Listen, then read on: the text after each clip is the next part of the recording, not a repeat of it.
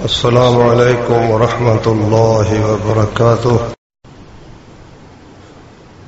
آج ذوالحجہ کی 7 تاریخ ہے، 1440 ہجری ہے۔ مکہ مکرمہ میں لوگ ماشاءاللہ احرام باندھ کر منا کی طرف جا رہے ہیں یا جا چکے ہیں۔ محترم بھائیوں، بہنوں، عزیزوں،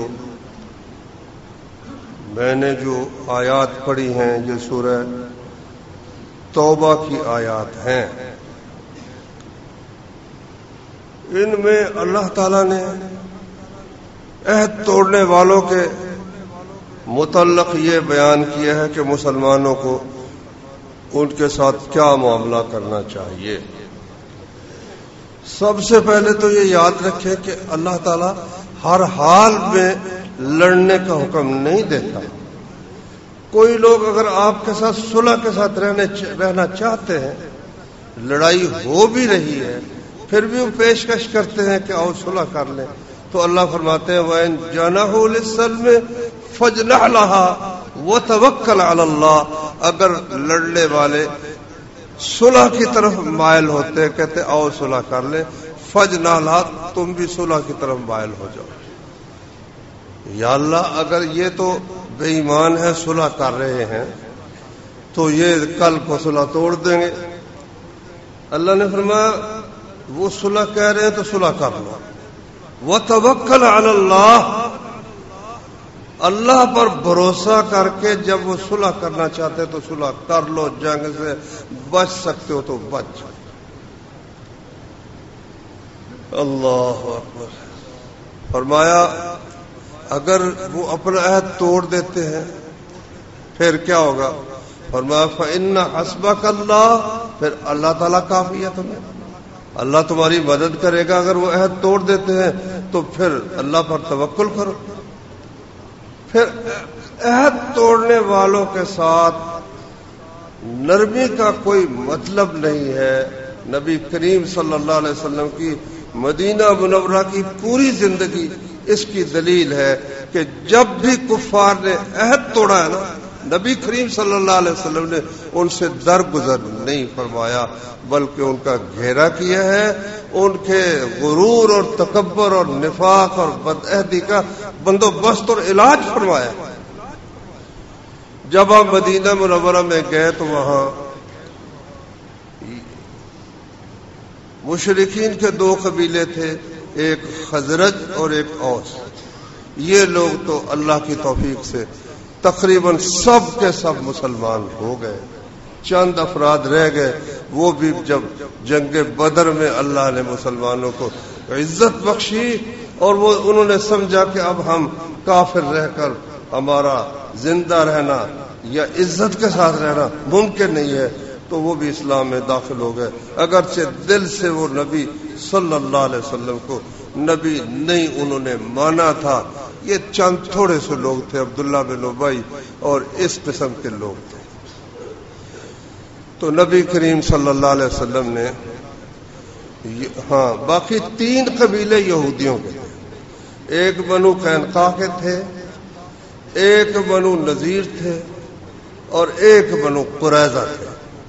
رسول کریم صلی اللہ علیہ وسلم نے ان سے مجلس کی، مشورہ کیا کہ دیکھو تم لوگ بھی مدینہ میں رہتے ہو، ہم لوگ بھی مدینہ میں رہنے والے ہیں، باہر سے ہم پر حملہ ہو سکتا ہے، تو ہم آپس میں لڑنے کی بجائے تم یہودیت پر رہنا چاہتے ہو رہو، ہم اسلام پر قائم رہنا چاہتے ہیں، ہم اسلام پر قائم رہیں گے، تم اپنے دین پر عمل کرو، ہم اپنے دین پر عمل کرتے ہیں، لیکن آپس میں آؤ عہد کر لیں کہ ہم ایک دوسرے کے ساتھ لڑیں گے نہیں، اور ہم میں سے کسی کے ساتھ اگر کوئی لڑنے کے لیے آئے گا نا تو سارے مل کر اکٹھے ہو کر اس کا مقابلہ کریں۔ باقاعدہ وہ معاہدہ تحریر ہوا اور اس میں یہودیوں نے بھی یہ تسلیم کر لیا کہ جب کوئی جھگڑا ہوگا آپس کا تو آخری فیصلہ رسول کریم صلی اللہ علیہ وسلم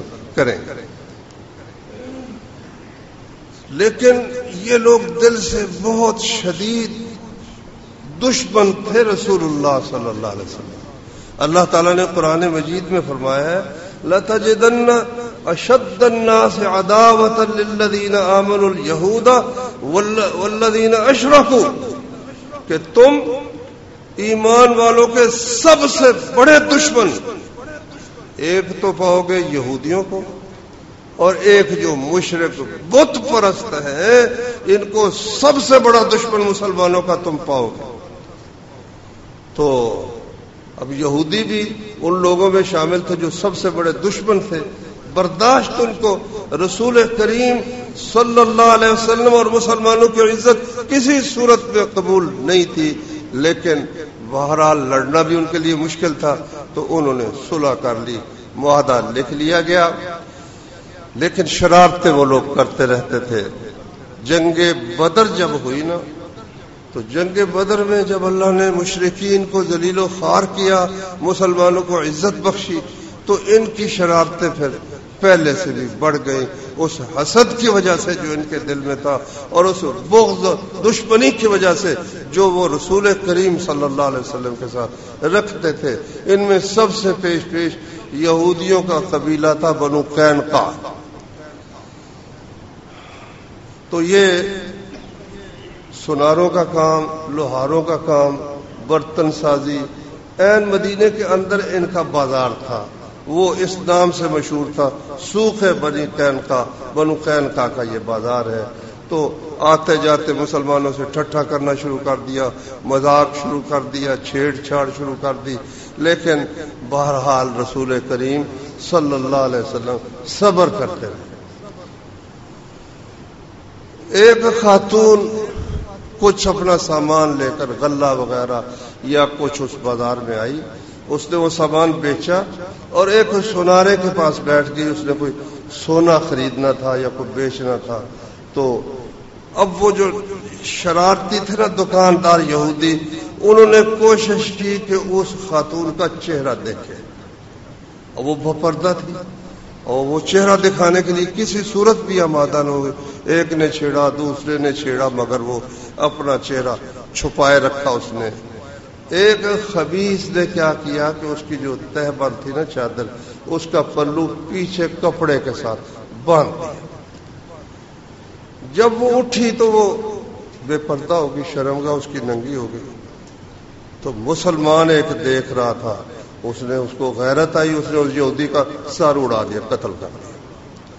یہودی اٹھے، انہوں نے اس مسلمان کو قتل کر دیا. اب وہ عہد والی بات تو ٹوٹ گئی نا. تو رسول کریم صلی اللہ علیہ وسلم نے گھیرا کر لیا ان کا.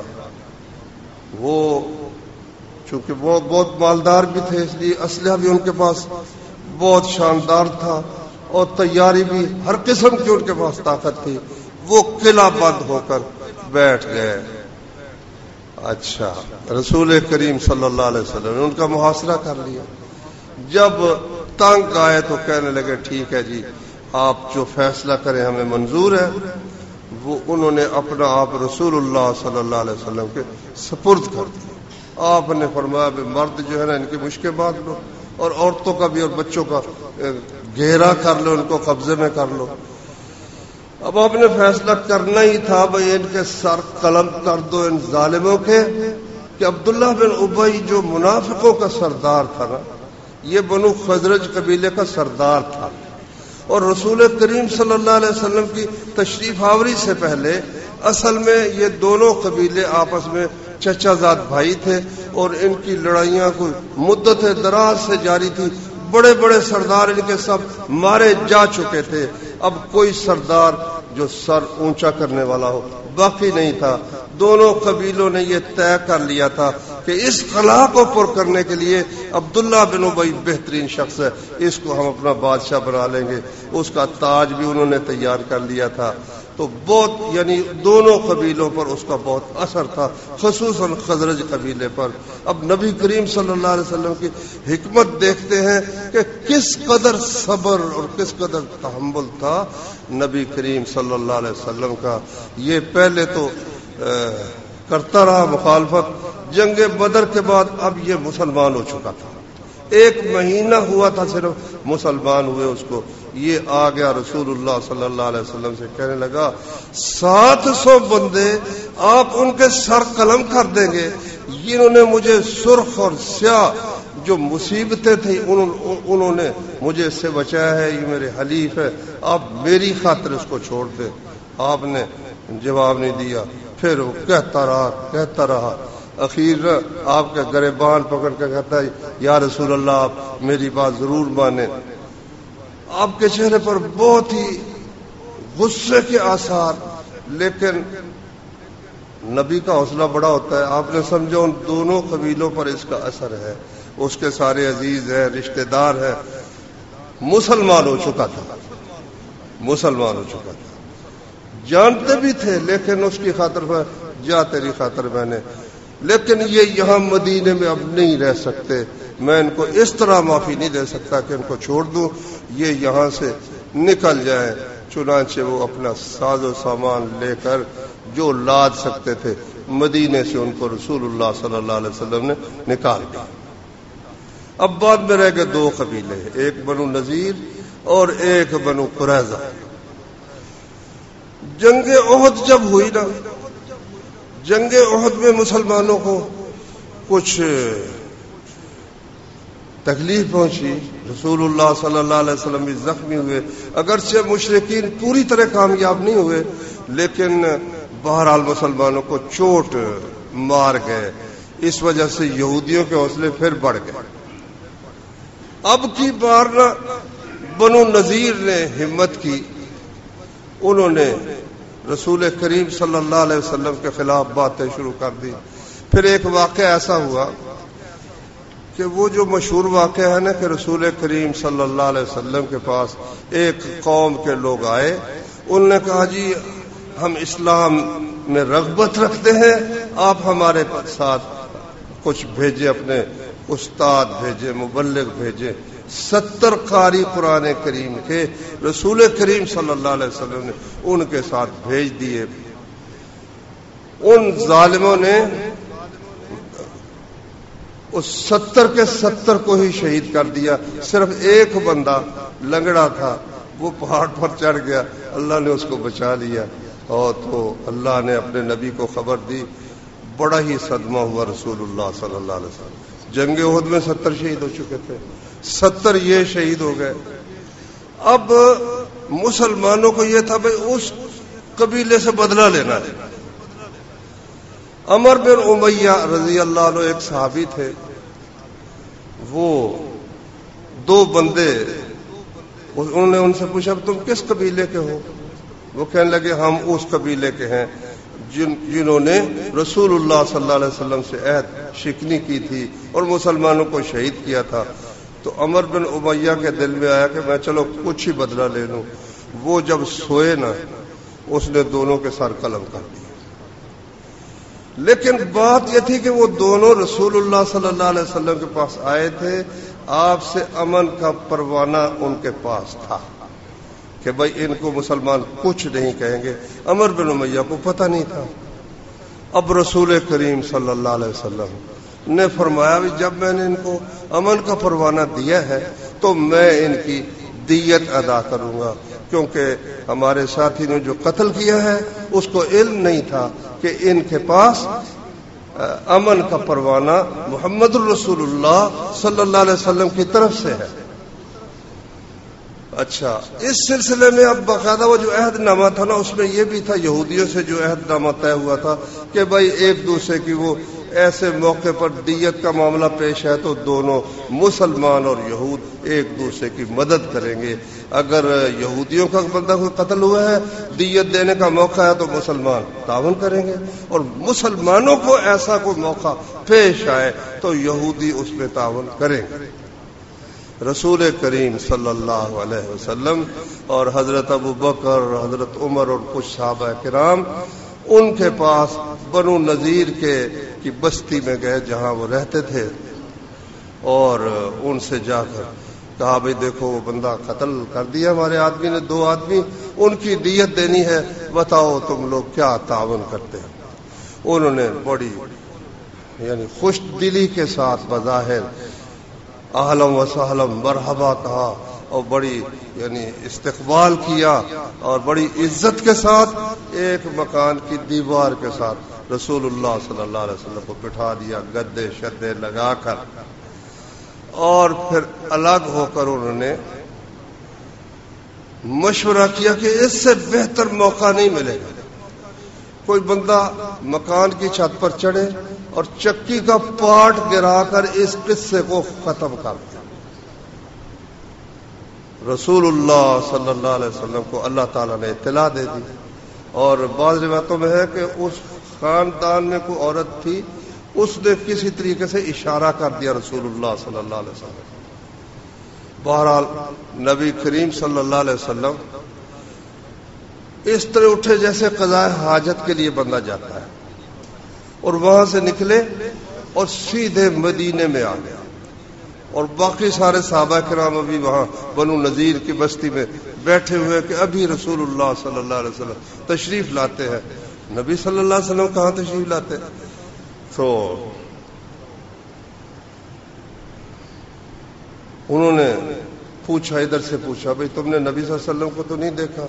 ایک بندے نے کہا میں وہیں سے آ رہا ہوں، تو نبی صلی اللہ علیہ وسلم تو مدینے پہنچے ہوئے۔ پھر وہ سارے آ گئے۔ نبی صلی اللہ علیہ وسلم نے ان کو پیغام بھیجا کہ تم نے عہد توڑ دیا ہے، اب مجھے تمہارا کوئی اعتبار نہیں، یا تو نئے سرے سے معاہدے کی تجدید کرو، نئے سرے سے معاہدہ کرو۔ بنو قریظہ کو بھی پیغام بھیج دیا کہ بھائی تمہارے عہد کا کوئی اعتبار نہیں رہا، مجھ سے نئے سرے سے معاہدہ طے کرو۔ بنو قریظہ نے معاہدے کی تجدید کر لی، مگر یہ اکڑ کے کہتا جو کرنا نا کر لو۔ محمد بن مسلمہ کو نبی صلی اللہ علیہ وسلم نے بھیجا، جاؤ جا کر ان سے بات کرو۔ انہوں نے آگے سے بد زبانی کی نبی کریم صلی اللہ علیہ وسلم کے متعلق، آپ نے پھر ان کا گھیرا کر دیا۔ ادھر عبداللہ بن ابی منافق تھا نا، اس نے وہ پہلے تیار تھے کہ تجدید کرے صلح کی، مگر اس نے کہا میرے پاس 2000 بندہ، ڈٹ جاؤ، محمد کے مقابلے میں ڈٹ جاؤ، میں تمہاری ہر صورت میں مدد کروں گا، اگر یہ تمہیں نکالیں گے تو ہم تمہارے ساتھ نکل جائیں گے، اگر لڑیں گے تو ہم تمہاری مدد کریں گے۔ قرآن میں اللہ نے اس کا ذکر فرمایا، لئن اخرجتم لنخرجن معکم، اگر تمہیں نکالا گیا ہم بھی تمہارے ساتھ نکلیں گے، اگر تم سے جنگ ہوئی ہم تمہاری مدد کریں گے۔ مگر جب رسول اللہ صلی اللہ علیہ وسلم نے محاصرہ کیا، وہ انتظار ہی کرتے رہے کہ ابھی وہ آتے ہیں مدد کے لیے، عبداللہ بن ابی کے ساتھ ہی آتے ہیں، کوئی بندہ نہیں، جرأت نہیں ہوئی۔ ان کے باغ تھے بڑے، کئی میلوں میں پھیلے ہوئے تھے، کھجوروں کے باغ جو قریب تھے وہ راستے میں دشواری پیدا کر رہے تھے۔ رسول اللہ صلی اللہ علیہ وسلم ان کی کھجوریں کاٹ دو، ساری زندگی کی ان کی وہ ساری کمائی تھی، وہ ان کے سامنے جب کھجوریں کٹی تو اور وہ پریشان ہو گئے۔ آخر کار انہوں نے پھر اپنے آپ کو رسول اللہ صلی اللہ علیہ وسلم کے فیصلے پر چھوڑ دیا۔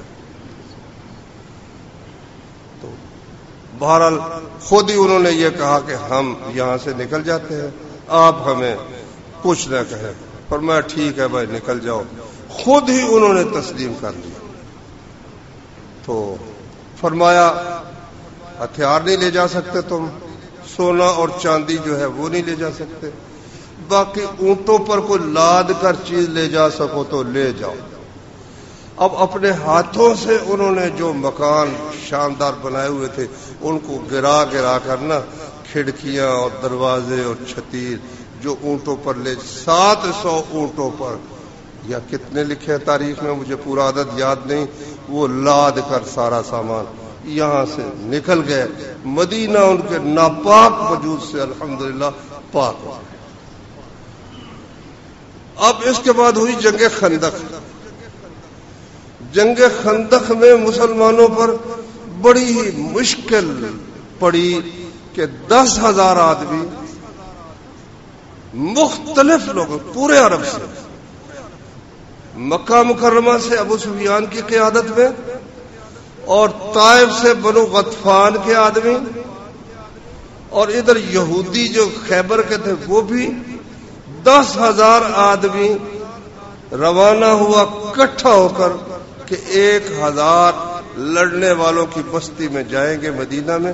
جاتے ہی 10 بندے ایک بندے کو پکڑ کر ان کی مشتیں کس کر ان کو ساتھ لیں گے یا قتل کر دیں گے اور ان کی عورتوں اور بچوں پر قابض ہو کر مدینے پر اپنا قبضہ جما لیں گے. اس نیت کے ساتھ وہ چلے.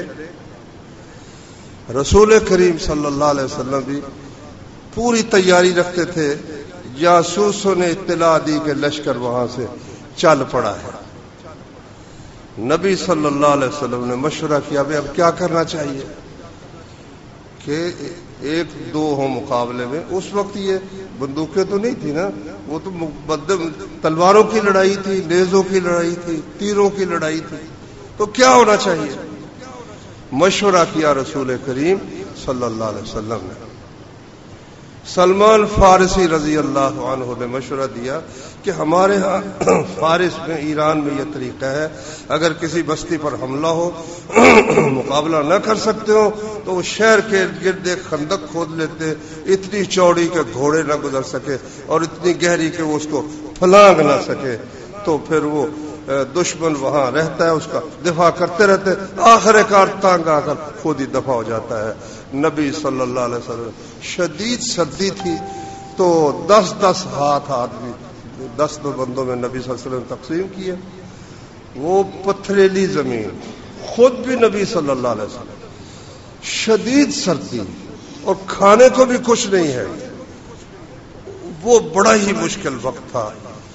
رسول کریم صلی اللہ علیہ وسلم نے ان کے آنے سے پہلے تیاری پوری کر. اب جب وہ آئے تو ان کا تو خیال تھا جاتے ہی پکڑ لینا ہم نے. اب درمیان میں خندق ہے, وہاں کبھی ادھر جاتے ہیں کبھی ادھر گھوڑا دوڑاتے, پیش ہی کوئی نہیں جاتی.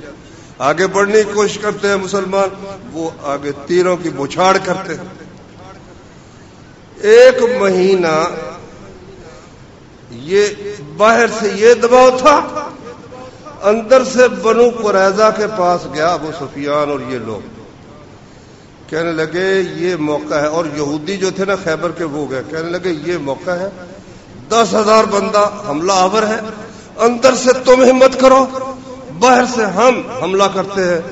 تو وہ پہلے تو اس نے کہا بھائی ہمارا معاہدہ ہے محمد سے صلی اللہ علیہ وسلم. نے کہا معاہدہ ہے, اس سے بہتر موقع تمہیں ملے گا ہی نہیں, اور میں بھی تمہارے ساتھ ہوں, اگر تمہیں قتل کیا گیا تو میں بھی تمہارے ساتھ ہی قتل ہوں گا. او یہودی جو تھا سردار تھا نا خیبر کا, اس نے یہ بھی کہا. اخیر اس نے معاہدہ توڑ دیا. نبی صلی اللہ علیہ وسلم کو جب یہ خبر ملی تو بڑے پریشان. باہر کا مقابلہ تو کر لے, شہر کے اندر سے حملہ آور ہونے لگے.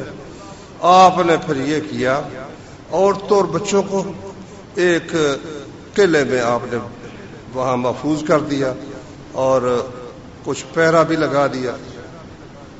ایک یہودی تلاش کرتا کرتا آیا نا, تو حضرت صفیہ نبی صلی اللہ علیہ وسلم کی پھوپھی, اس نے اس کے سر پر نہ ڈانگ ماری اور وہی ماری.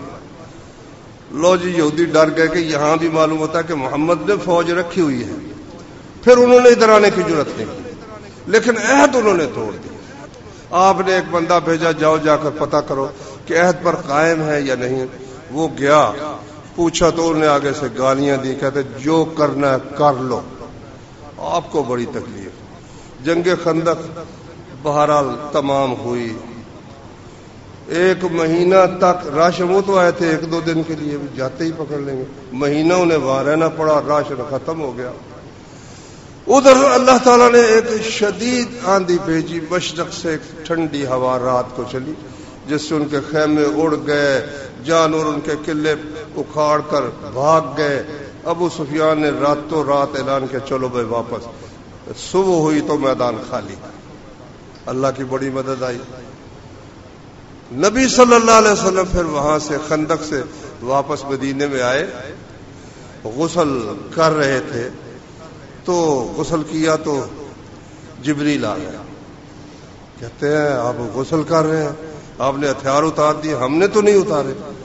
کیا بات ہے؟ کہتے ہیں ادھر چلنا ہے بنو قریظہ کی طرف. اللہ اکبر. بنو قریظہ کی طرف پھر چل پڑے.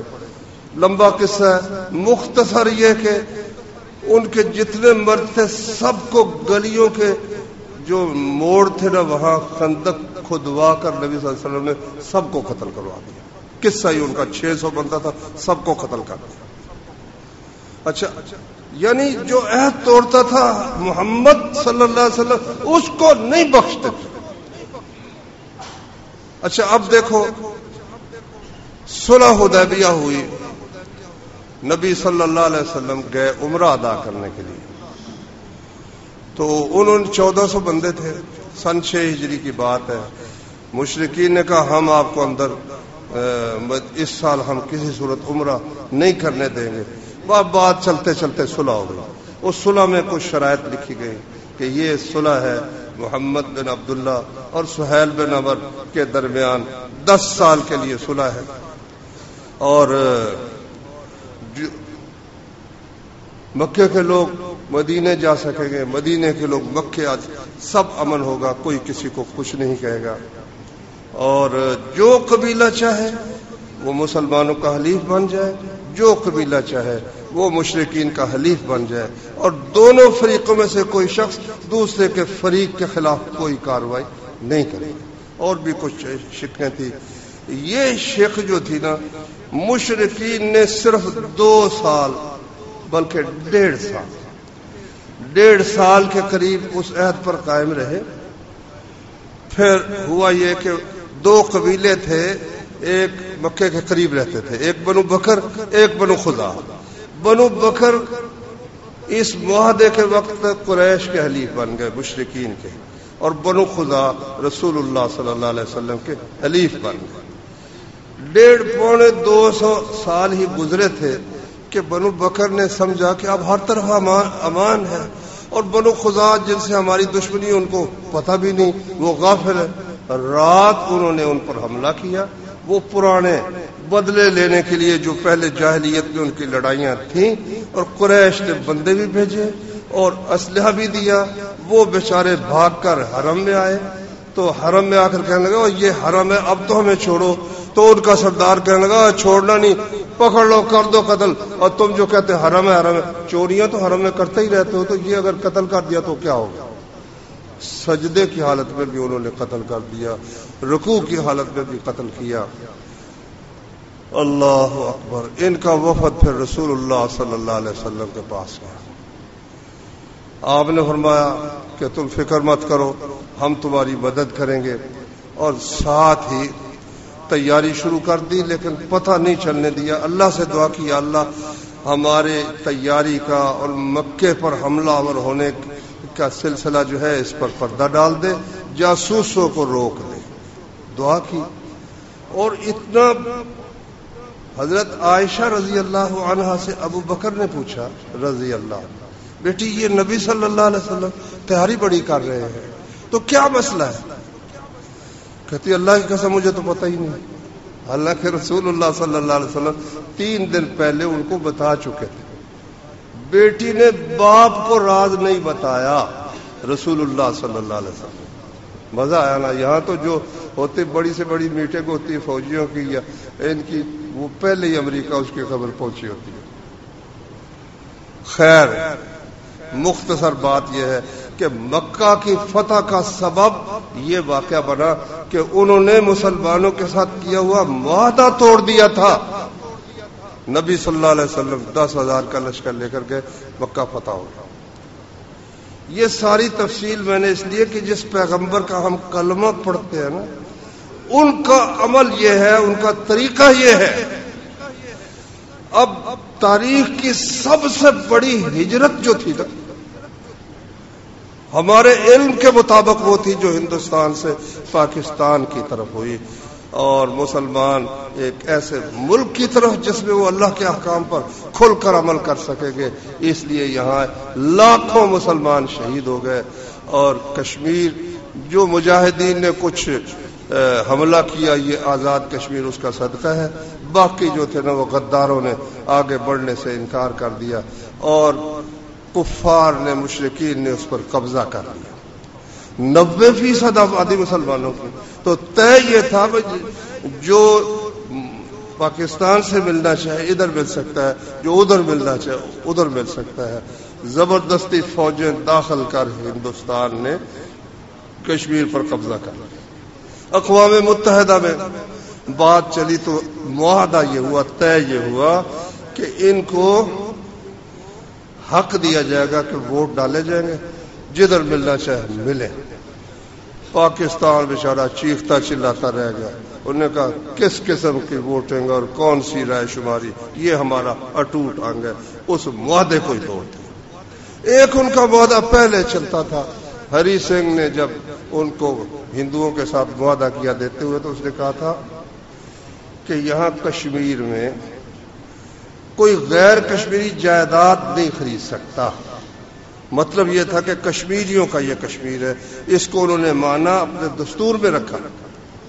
اب ان کی کوشش یہ ہے کہ جس طرح فلسطین میں یہودیوں نے عربوں سے جائیدادیں خرید کر وہاں قبضہ جما لیا، یہاں مسلمانوں کی اکثریت کو ختم کر کے ہندوؤں کو آباد کر کے پھر کہا جائے لو جی ووٹیں کرا لو۔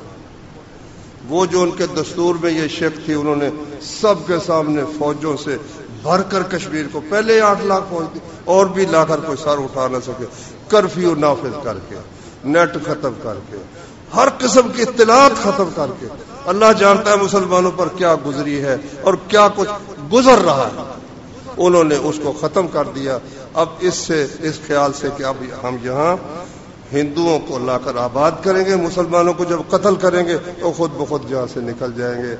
یہ ہے اس وقت کتنے ہزار مسلمان بلکہ لاکھوں کشمیر میں قتل ہو چکے ہیں، عزتیں برباد ہوئی ہے، دنیا چیخ رہی ہے مگر وہ اندھا ہو کر اپنی بات پر ڈٹا ہوا ہے، اور 300 آدمی اس کی ہے اسمبلی میں، ایک بھی مسلمان نہیں ہے، سارے کے سارے ہندو اس نے اکٹھے کیے ہوئے، اور ہند کو وہ جو ان کا اعلان ہے کہ ہندوستان کہ مسلمانوں کے لیے یا تو وہ جہاں سے آئے ہیں چلے جائیں یا ہندو ہو جائیں، کیونکہ ہند ہندوؤں کا ہے، یا پھر ان کا ٹھکانہ قبرستان ہے۔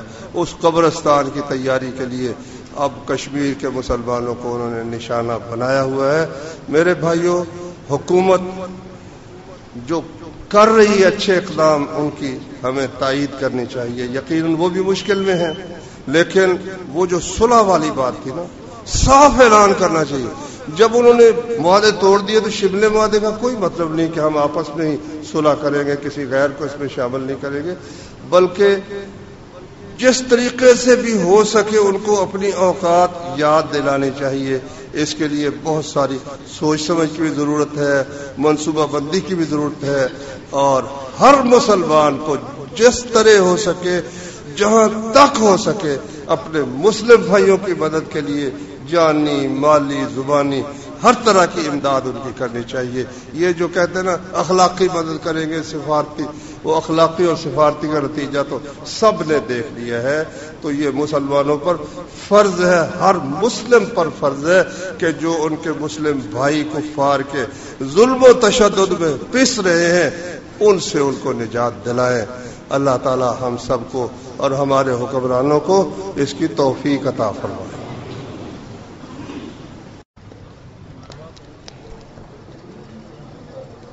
سبحانك اللهم وبحمدك أشهد أن لا إله إلا أنت أستغفرك وأتوب إليك۔